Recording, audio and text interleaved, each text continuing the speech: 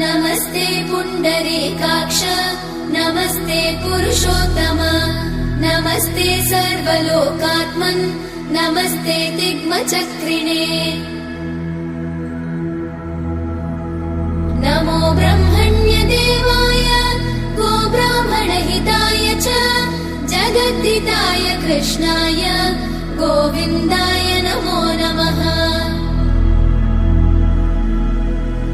ब्रह्मत्वे सृजते विश्वं स्थितौ पालयते नमः रुद्ररूपाय कल्पान्ते नमस्तुभ्यं त्रिमूर्तये।